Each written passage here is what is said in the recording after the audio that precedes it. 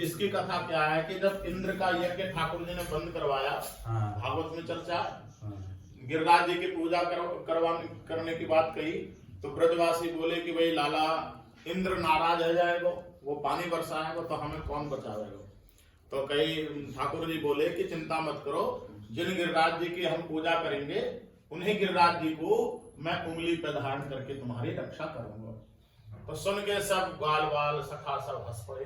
ये चर्चा हो रही थी इधर ही गिरिराज जी के आसपास में, इधर ही आसपास में गौवें चराते थे सभी। तो ठाकुर जी की बात सुन के सब ग्वाल बाल सखा सब हंस पड़े। अरे लाला तू तो इतना छोटो सो, गिरिराज जितने विशाल, तू कैसे उठा लेगा। तो सुन करके ठाकुर जी ने कही कि मैं देखने में छोटो सा लग रहा हूं, लेकिन मैं भगवान हूं और भगवान सब कुछ करने में समर्थ होते हैं, इसीलिए तुम शंका मत करो।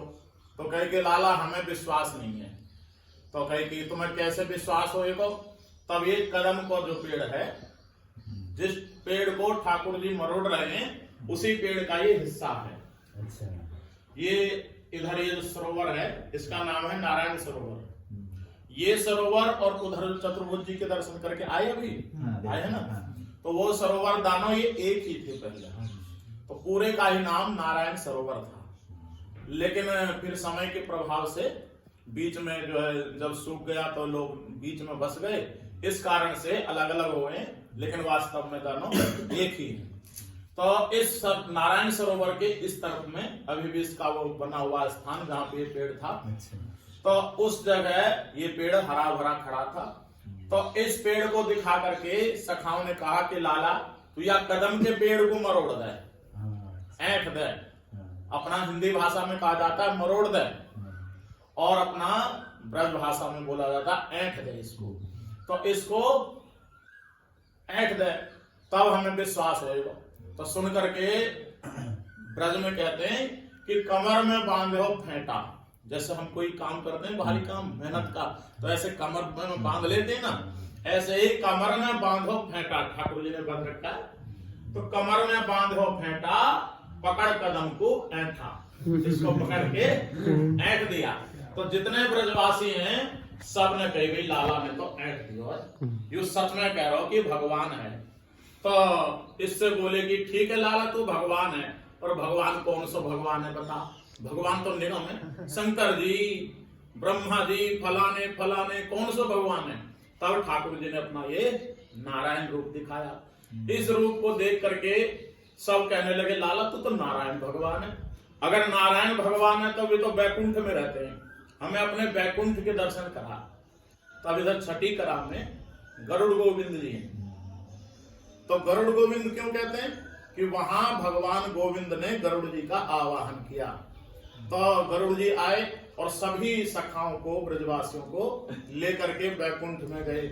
लेकिन वहां जब भगवान का ऐश्वर्य देखा तो ये बोले कि भाई लाला हमें ब्रज जैसा आनंद नहीं आ रहा है, हमें तो हमारे ब्रज नहीं पहुंचा दे। सुन करके ठाकुर जी हंसे और सबको फिर ब्रज में ले आए। तो ब्रजवासी गाते भी हैं कि ब्रज तज बैकुंठ ना जाऊं, गिरिराज वास में पाऊं। तो एक तो ये कथा प्रचलित है, लेकिन इस चित्र के अनुसार इसमें एक भी सखा नहीं है, इसमें खाली सखियां हैं। तो इसकी कथा रास से संबंधित है। रास में जब गोपियों के मन में ऐसा भाव आ गया कि हम तो सबसे श्रेष्ठ हैं, हमारे जैसा दूसरा कोई नहीं, क्योंकि स्वयं ठाकुर जी हमारे साथ रास कर रहे हैं, तो ये भाव आ गया। ये भाव उनका दूर करने के लिए, उनपे कृपा करने के लिए ठाकुर जी उनके बीच में से अंतर ध्यान हो गए। सभी गोपियां व्याकुल हो गई, ठाकुर जी को खोजने लगी। इधर ठाकुर जी इस वृक्ष के पास आए, कदम के पास, और इससे कहा कि कदम मैं तुम्हारे पीछे छुपूंगा और कोई मेरे बारे में कुछ भी पूछे तो तुम्हें बताना नहीं है। इसने हाँ तो कह दिया, लेकिन जब गोपियां रुदन करती हुई आई तो उनका रोना इससे देखा नहीं गया। कहेंगे कि क्यों? क्योंकि ब्रज में जितने भी लता पता पेड़ पौधे हैं सब के सब संत हैं, बड़े बड़े सिद्ध संत महात्मा।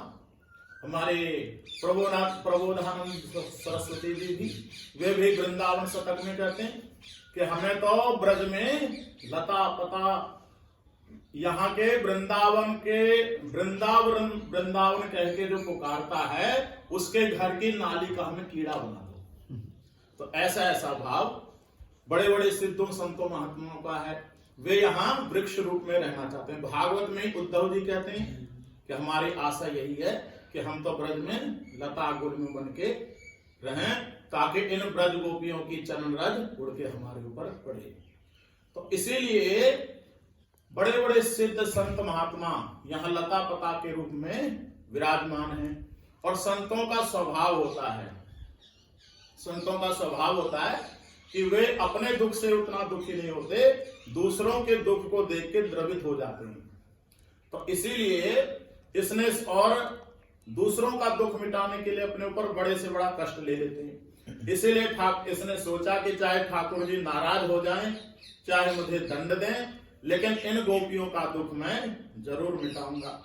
तो और जगह तो गोपियों ने, भागवत में चर्चा है, बहुत जगह पूछा, सबसे पूछा, लेकिन किसी ने नहीं बताया।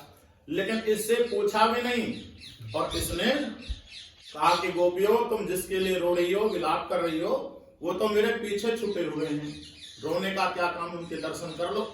तो सभी गोपियां बड़ी प्रसन्न हो गईं और सब पेड़ के पीछे पहुंची। तब तक ठाकुर जी ने देख लिया कि भाई मेरा तो इसने भेद खोल दिया, भंडा फोड़ कर दिया, अब क्या करें।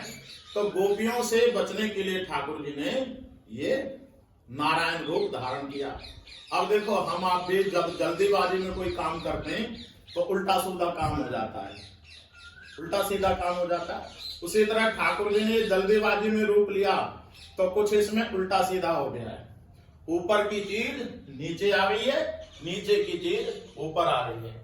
चक्र हमेशा ऊपर रहता है, वो नीचे आ गया है। गदा हमेशा नीचे रहती है, वो ऊपर चला गया है। तो इस तरह ठाकुर जी ने ये रूप लिया। इस रूप को देख करके गोपियां कहने लगी कि ये तो हमारे कृष्ण नहीं है, हमारा मुरली वारो श्याम, बिन मुरली बनमाल चंद्रिका, नहीं पहचाने नाम, हमारा मुरली वारो श्याम। हमारे कृष्ण तो मुरली वाले, ये तो चार हाथ वाले शंख चक्र गदा पद्मधारी नारायण हैं। ये हमारे कृष्ण नहीं है। हम तो अपने प्राण संवर्धन कृष्ण को खोज रही हैं, हम नारायण को नहीं खोज रही हैं। ऐसा कह के सभी चली गई। बाद में भागवत में चर्चा आती है, जब गोपी गीत गाया और रुरुद सुस्वरम राजन कृष्ण दर्शन लालसा, तब उनके बीच भगवान प्रकट हो गए। अर्थात हम अपनी भक्ति का जितना भी अभिमान करेंगे, भगवान उतना हमसे दूर होते जाएंगे। जितना हमारे अंदर दैन्यता आएगी, ठाकुर जी उतना हमारे नजदीक आते जाएंगे।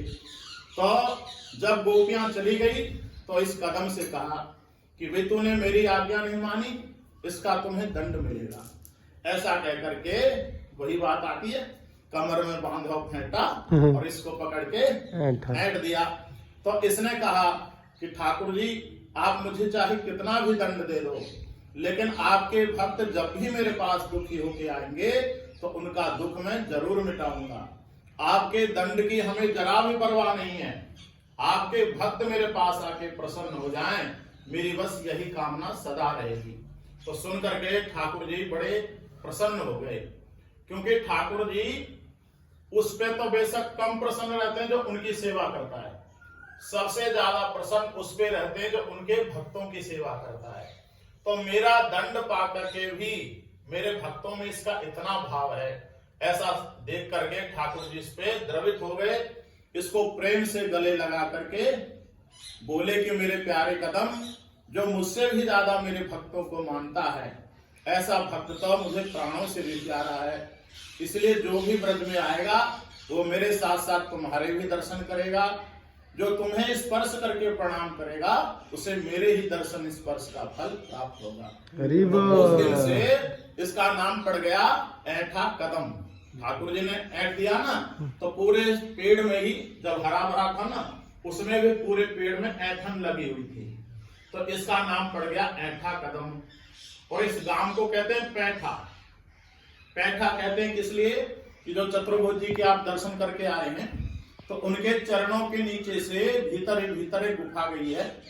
अब यहाँ से तो बंद है, वो श्रीनाथ जी जो यहाँ गोविंद कुंड, हाँ श्रीनाथ जी है ना, तो श्रीनाथ जी तक जतिपुरा वहां तक गई है। तो जब इंद्र वर्षा कर रहे थे उस समय सभी ब्रजवासियों को लेकर के आए और यहाँ गुफा में प्रवेश किया। तो हिंदी में तो हम सब कहते हैं प्रवेश, लेकिन अपना देहाती ग्रामीण भाषा में कहा जाता है पैठा। जैसे कि रामचरितमानस में गोस्वामी जी कहते हैं कि अति लघु रूप धरेउ हनुमाना, पैठा नगर सुमिरि भगवान। तो यहाँ प्रवेश की लीला हुई, इस कारण से गांव का नाम पड़ा पैठा। तो ऐठा कदम की जय, ऐठा गांव की जय, श्री श्यामा श्याम की जय।